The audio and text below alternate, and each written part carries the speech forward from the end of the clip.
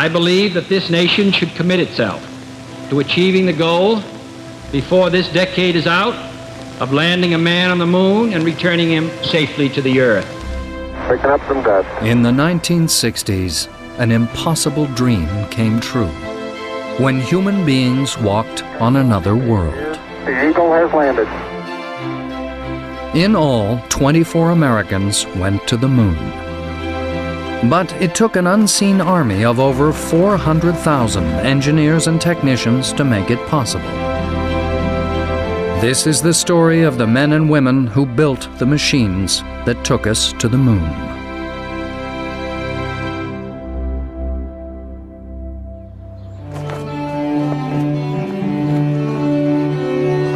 As we set sail, we ask God's blessing on the most hazardous and dangerous and greatest adventure on which man has ever embarked. In the summer of 1961, as the United States embarked on its great space adventure, one question above all others remained unresolved. What kind of spacecraft would take a man to the moon and bring him back alive? The United States had a total of 15 minutes of spaceflight experience, 5 minutes outside the Earth's atmosphere, and now we were committed to go to the moon. We knew nothing about the moon. No unmanned spacecraft had landed there or even taken decent pictures of it. It was very vague how we would even get to the moon, what would the vehicles look like, what kind of rocket we would need.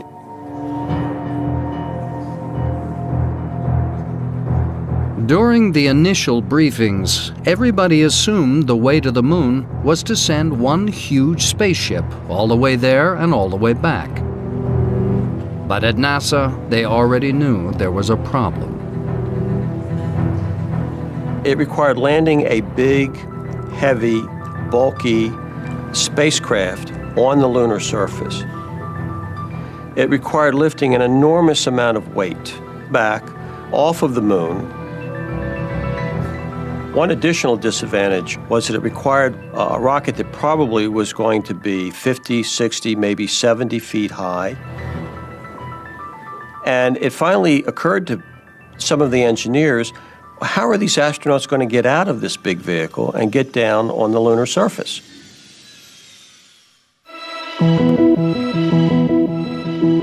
As NASA puzzled over the problem, an obscure engineer called John Hobalt came up with a radical alternative.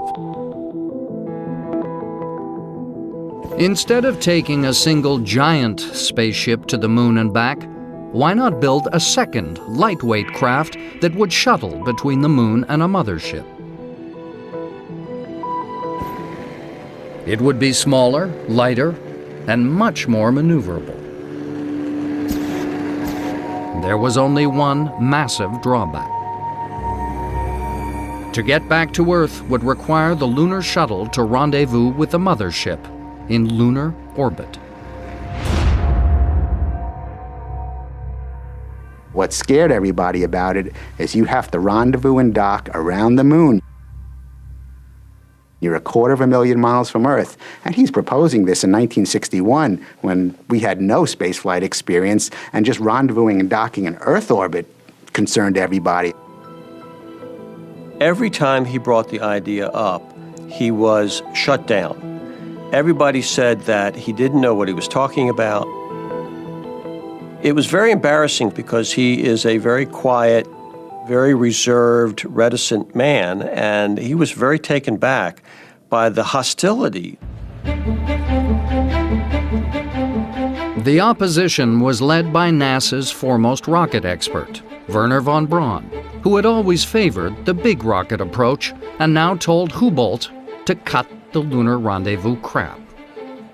Wernher von Braun had a very strong ego, was very popular in the United States, very famous in the United States because of his appearance on television, and believed very strongly in the idea of taking a big rocket to the moon. In desperation, Hobalt finally wrote directly to NASA's top leadership. In these letters, Dr. Hobalt said, I know that I'm stepping out of line here. I know I might even get fired because I'm writing this letter, but I think it's so important to bring this to your attention that I'm willing to risk my career in doing it.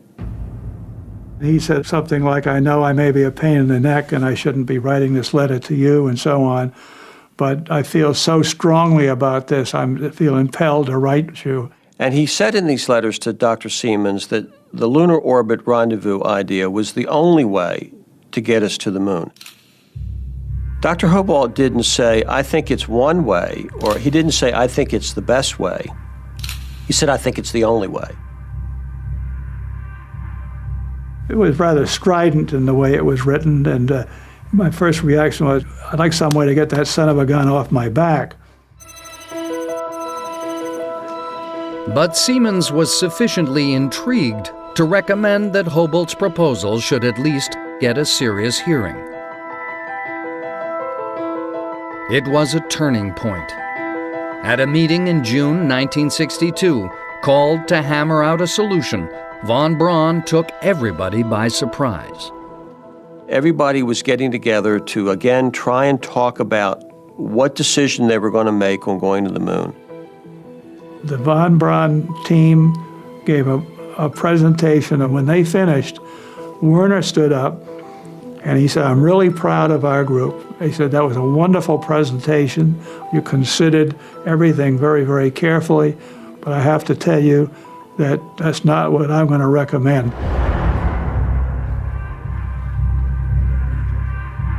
I'm going to recommend that we go lunar orbit rendezvous. It was such a surprise to everybody that even his own staff people, several days later, had a private meeting with him, and they said, why in the world did you say that? What led you to believe that? We were completely surprised that you decided to announce for lunar orbit rendezvous.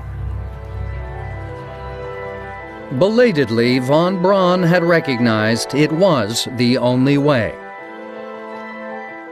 And in the fall of 1962, U.S. aircraft manufacturers competed to build what became known as the Lunar Excursion Module, or LEM.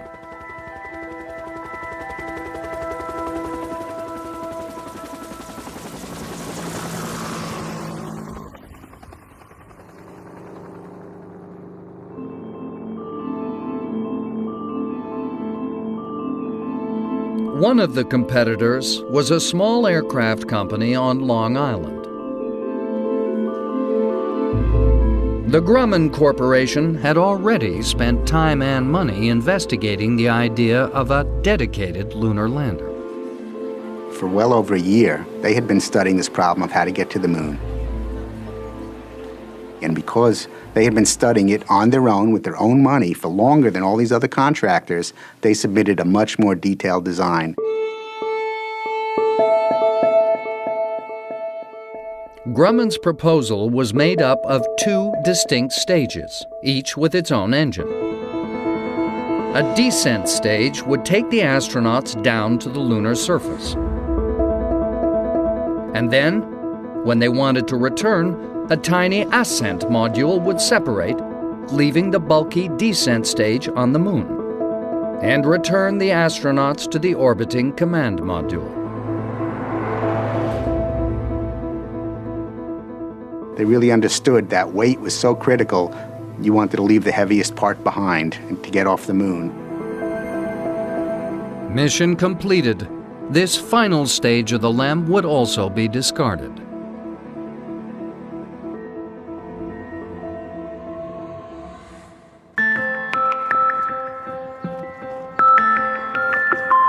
NASA liked it, and in November 1962, Grumman won the contract to build the most complicated and sophisticated spacecraft ever conceived. But the process had taken almost 2 years, and Grumman would spend the next 5 making up for lost time.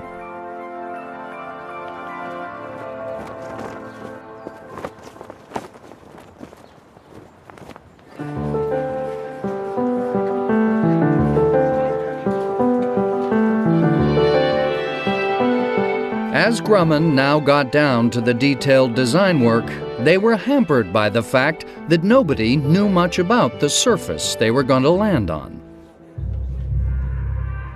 You must remember how many things we didn't know at the very beginning.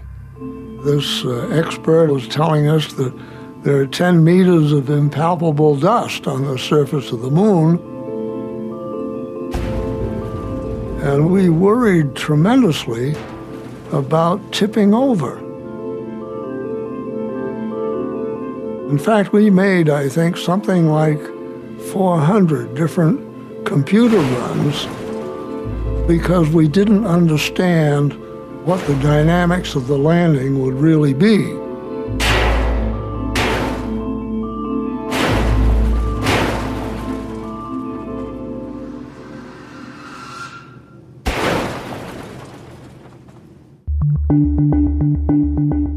But the most pressing issue was weight. For every pound the LEM weighed, it would take 4 pounds of fuel to lift it off the Earth. Grumman's original design has a large spherical top half, the ascent stage, with these very large glass windows. Well, there's no way you could have those heavy glass windows. Weight was too precious, so they had to go to much smaller windows. There were also seats. Well, in 0 gravity or 1/6 gravity, you really didn't need seats. So the seats were taken out. In the early concepts for a lunar lander, there's no ladder on the front leg.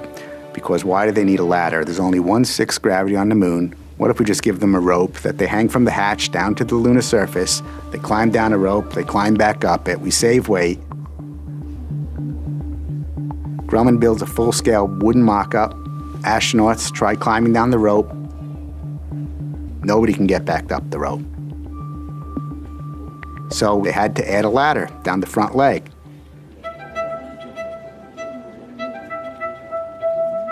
As the prototypes evolved, the one constant was change. Astronauts come to Grumman to test the design, and what they found is that an astronaut wearing a square backpack can't fit out the round hatch.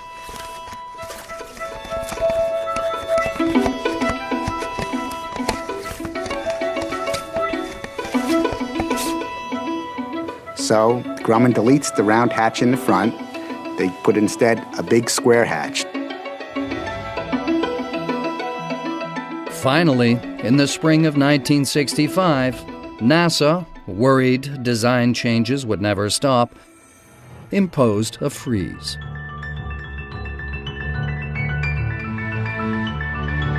It was an entirely independent spacecraft with its own motors, fuel, life support system, and navigation equipment. To some at the time, it seemed excessive. They couldn't have known just how important it would turn out to be. After 2.5 years of preparation, engineers at the Grumman facility on Long Island finally began building what many regarded as the first true spaceship. It was built in one of the world's first clean rooms. In 0 gravity, any floating foreign body would be a hazard. Everybody's wearing surgical suits, white suits, booties, gloves, hats. If you have a beard, you wear a face mask. They even preferred people who didn't bathe very often because they didn't want skin flaking off and possibly floating around in there and causing problems.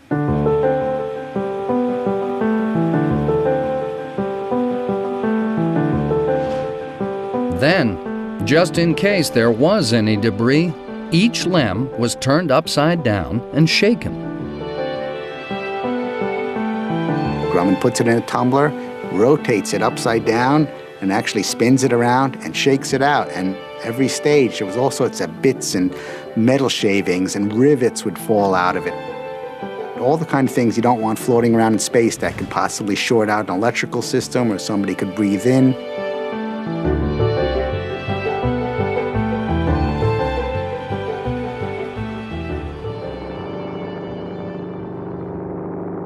But in the urban confines of Long Island, the one thing Grumman couldn't do was the hazardous business of testing rocket motors. For this, they would need somewhere much more remote.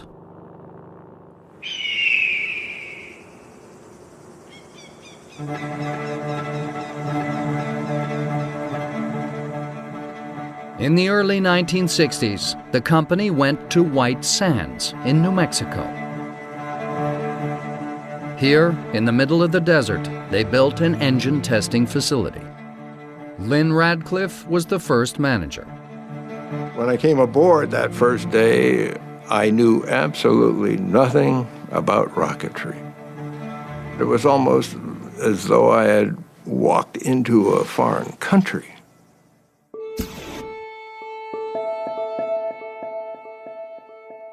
The LEM was equipped with two very different rockets. The first, the so-called descent engine, would take the LEM from the command module down toward the lunar surface. It was an entirely new and untried piece of technology. Up until this point in history, no one had ever built a rocket engine with a throttle. Either they were on or they were off. But in order to land on the moon now, you have to have a throttle so you can slow the spacecraft gradually to come in for landing. This was an unbelievable maneuver when you stop and think about it. You're sitting on a column of thrust, just hovering there like a helicopter. And then as you let it go, the throttle a little bit, you lower it just at a few feet per second until you make contact. All of this is an amazing set of requirements to put on anyone trying to design a rocket. But it was the module's second rocket, the so-called ascent engine, that caused Grumman the most lost sleep. It didn't need a throttle, but it did need to work with absolute reliability. You're totally dependent on the ascent engine to work to put you back in orbit. If for any reason the ascent engine failed to work, the astronauts are doomed.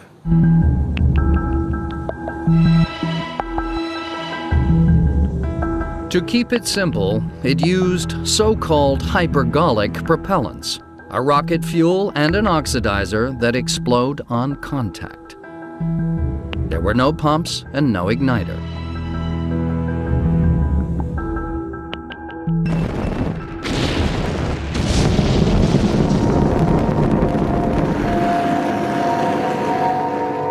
But the simplicity came at a price. The fuels were extremely toxic. We got so familiar with what oxidizer looks like when it leaks. You have this big red cloud. You couldn't absorb more than 5 parts per million on a continuing basis. It would start to eat your lungs away. So if we had a spill, and if the wind was just right, we had to get the police out and get people to evacuate.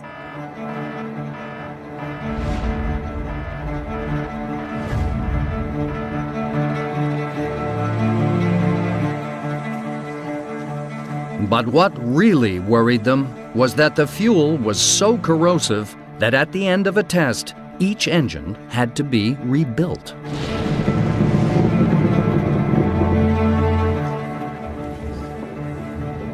It meant the final assembly of an engine could never be tested.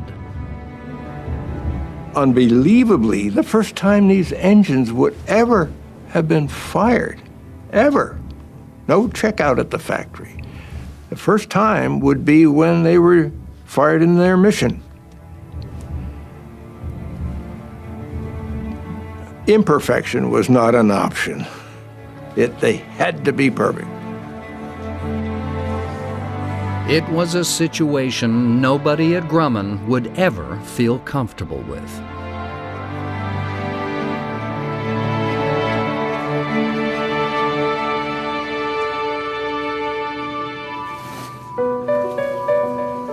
Meanwhile, on Long Island, engineers were combating yet another hazard of spaceflight. In space, you're facing the sun, it's 240 degrees. The dark side is 240 degrees below zero. You have to insulate the spacecraft as well as possible because there's huge fuel tanks in there. And the fuel's going to boil at 100 degrees and freeze at 30 degrees.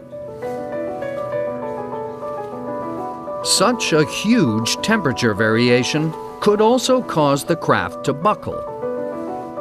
Yet Grumman couldn't afford heavy heat shields. Fortunately, for the space program, DuPont had developed this new material. It was aluminized mylar.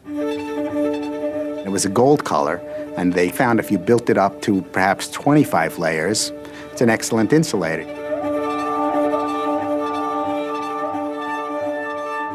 The LEM was coated in mylar.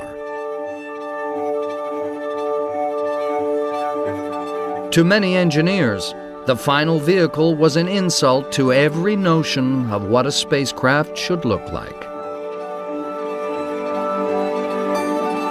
But in the vacuum of space, it didn't need to be streamlined. It was one of the weirdest and most improbable flying machines ever conceived.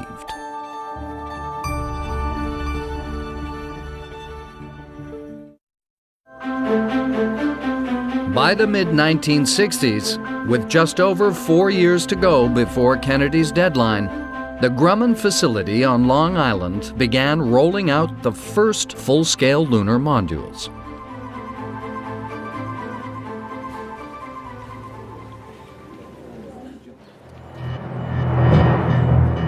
For some years, astronauts had been training on a simulator known as the flying bedstead.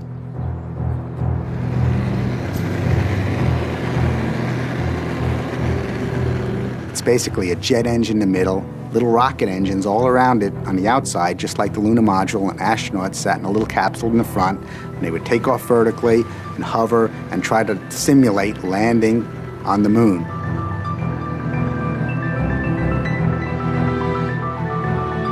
It was unstable and dangerous, and the astronauts hated it.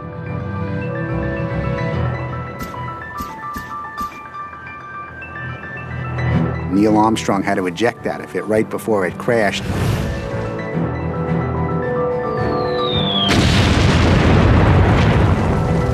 At some point in the program, they actually stopped using it because it was a lot safer to land on the moon than it was to fly this machine down in Texas.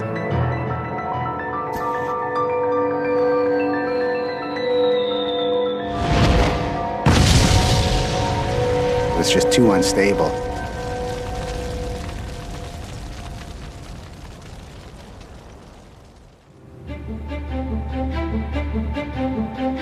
Now, as the completed LEM became available, they were able to train on the real thing.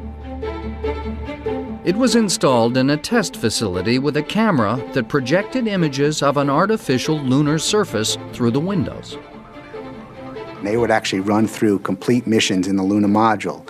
Next to it, there was a desk where the instructors sat, and they would introduce all sorts of faults, flip a switch, something would go wrong. The astronauts in the simulator would have to deal with it and try to figure out what was wrong. How to salvage the mission.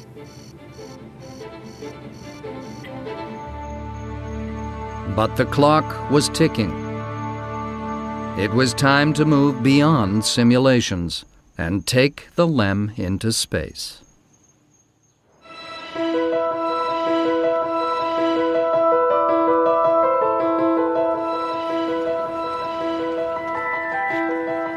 In the summer of 1967, the first space-ready lunar module was transported to Cape Kennedy. It would be mounted on Apollo 4, the first unmanned test of the LEM in space. For the people at Grumman, it was the final test. But it was not to be. Almost immediately, things began to go wrong. NASA gets a hold of it, they start running tests on it, and NASA discovers this vehicle is a mess. They find hundreds of problems. things that weren't built right, weren't installed right, electrical wires that are frayed, possibly broken, and most alarming of all, there are fuel leaks everywhere in the system. Grumman, under huge pressure from the schedule, had failed to complete the pre-flight checks.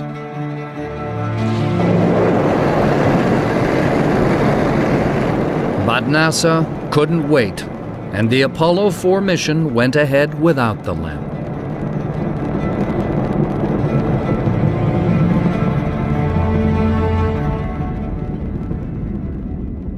The whole incident of this first lunar module really led to great embarrassment on Grumman's part. Then, as Grumman raced to repair the leaks, there was a second problem.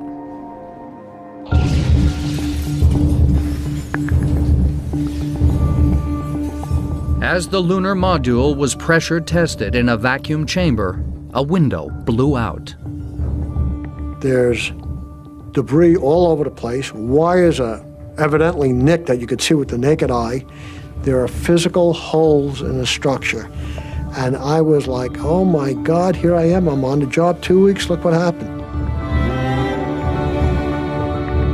While his colleagues worried about why it had happened, Rocambole was told to clear up the mess. He asked NASA what to do. NASA came back with criteria for cleanliness. If you have particles of this size and so many per cubic inch, you know, the astronaut will get an itchy eye maybe. If there's so many more particles and they're bigger, he'll get a sore throat. If they're bigger still, he could bleed. If they're bigger still, he's in danger, his life. It would mean going through the LEM with a fine-tooth comb. The technicians would go in there with filter paper and camel-haired brushes, and they would clean what they could not see. And they would collect it on the filter paper. That was sent back to a Grumman quality lab. But what had caused the blowout? Was there a design fault? Had the window been badly fitted, or had it been damaged during construction? Grumman was never sure. The solution was never one of those that gave you a completely warm feeling.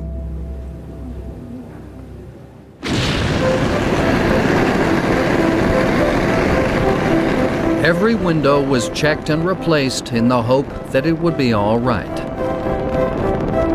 And 6 months later, Apollo 5 took an unmanned lunar module into space.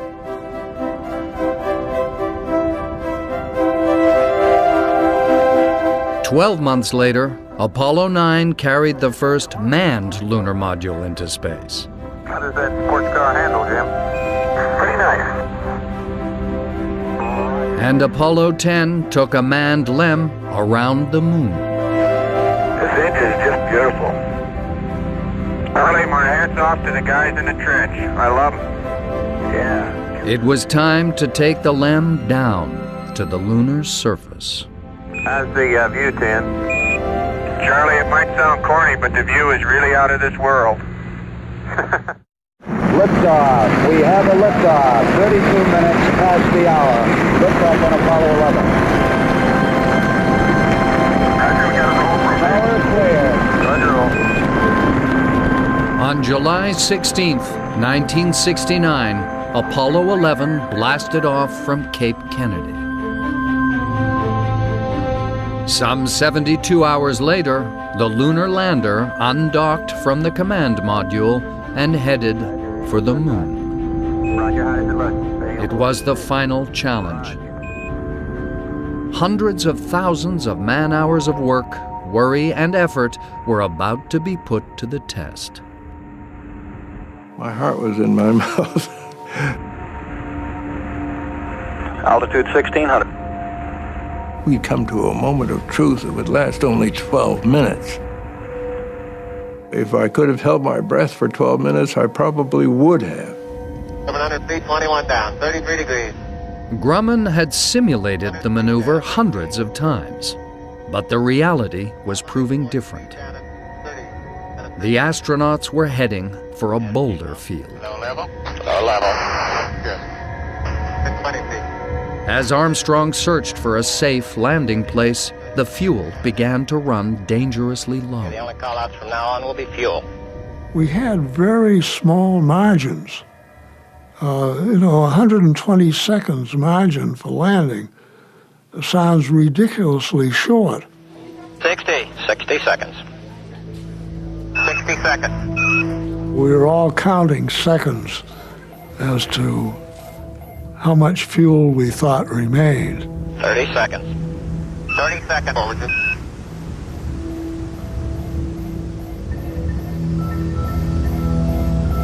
It just seemed an interminable period of time before we got those wonderful words that the Eagle had landed. Roger, tranquility, we copy you on the ground. The LEM had landed with less than 20 seconds of spare fuel. I can't describe this to you in words, but let me tell you, there was a relaxation that I think all of us felt. It was such a tremendous relief that they had made it safely on the moon, and they were going to go out and walk on the moon and all those wonderful things. Among those in the audience at Mission Control was Wernher von Braun. Dr. Wernher von Braun turned around and looked back, and he was searching for somebody, and he finally saw John Hobart. And he said over all of the shouting, he said, "John, you were right. We wouldn't be here without you."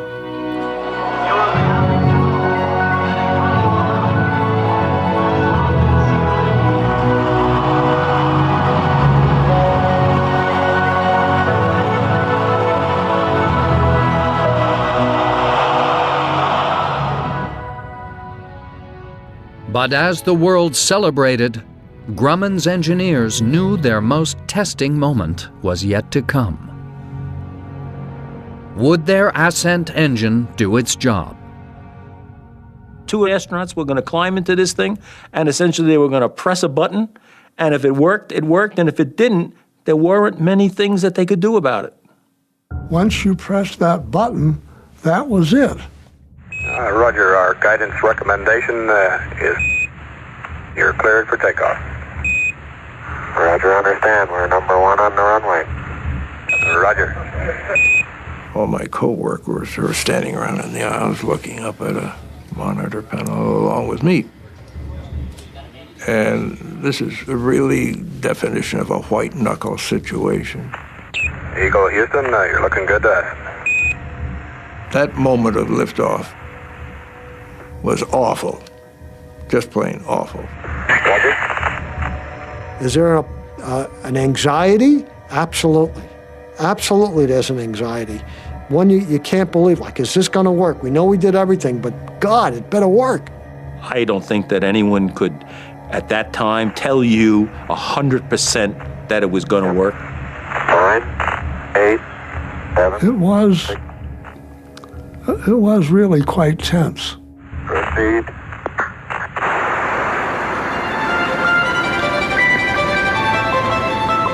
It worked like a dream. They started putting TV cameras on later landers when you could see the ascent engine, and it didn't build up like the Saturn V where you saw the flames coming out and it slowly lifted off. It went up like a shot, like, wow!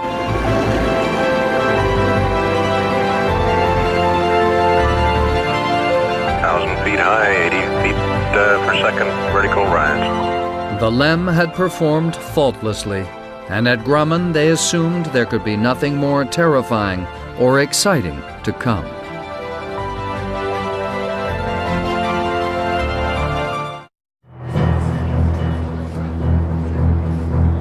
Houston, we've had a problem.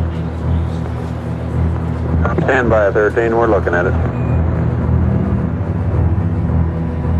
In the spring of 1970, as Apollo 13 headed towards the moon, Dick Wilde received a call in the middle of the night. The telephone message was unmistakable.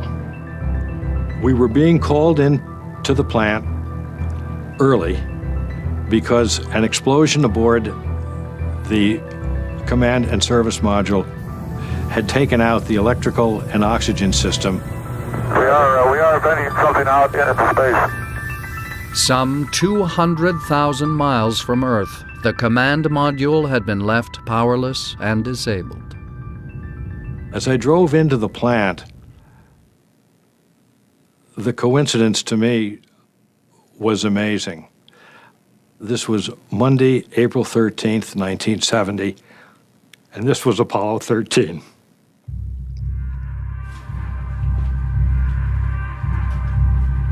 All of a sudden, everyone's attention is riveted on Apollo. All around the world, people are watching what's going on. Praying for the astronauts. Are they going to make it? Are they going to die in space? It was the nightmare scenario. They were hurtling uncontrollably into space with diminishing supplies of fuel, electricity, and oxygen. Mission control, we're now looking towards an alternate mission. It was the most serious, worrisome thing because of the imminent possibility of losing our astronauts. With the command module out of action, there was only one hope. The crew retreated into the lunar module, which carried its own supplies of oxygen and fuel. But what to do now? The LEM's highly specialized rocket motor lacked the power to break their momentum.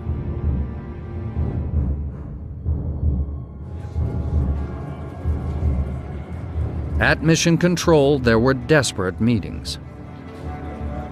There was one possibility.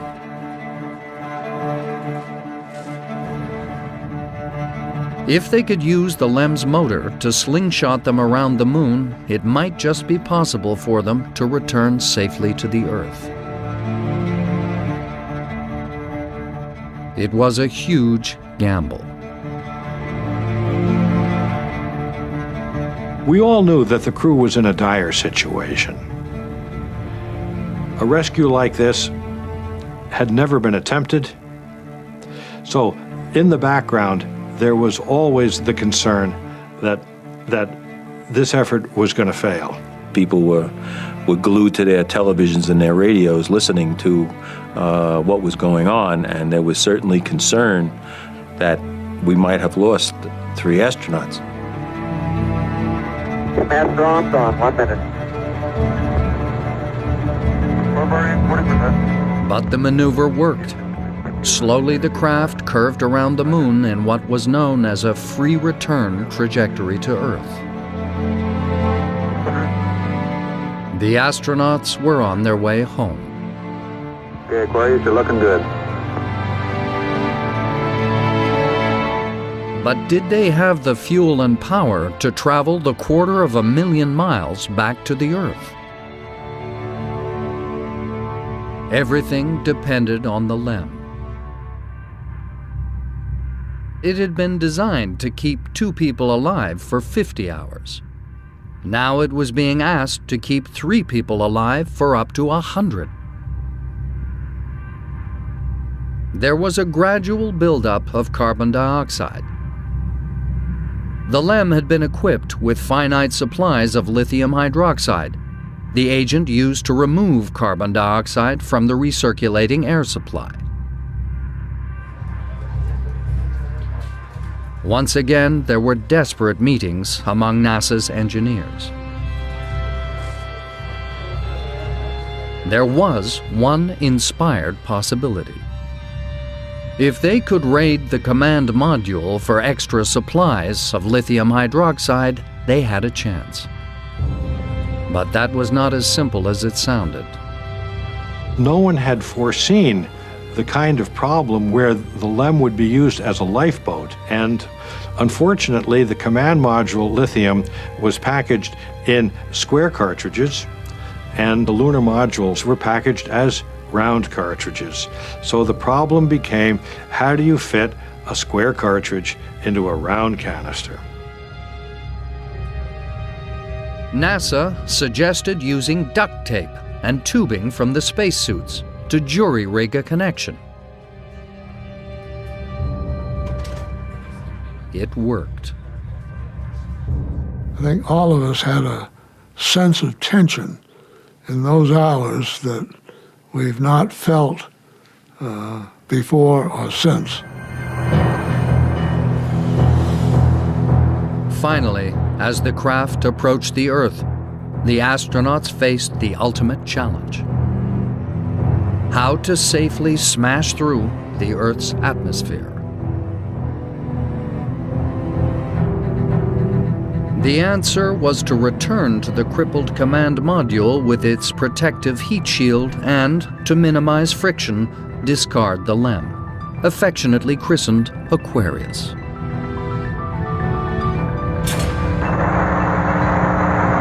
Farewell, Aquarius, and we thank you. This is Apollo Control Houston at 141 hours, 31 minutes into the flight. We've had lunar module jettison.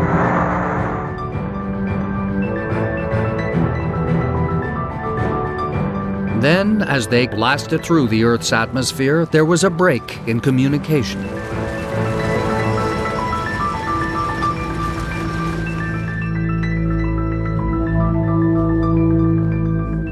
That was an awfully worrisome time. We did not hear from them. You can't have radio communications while this thing is going through that entry until it comes out to a point where you can pick it up again.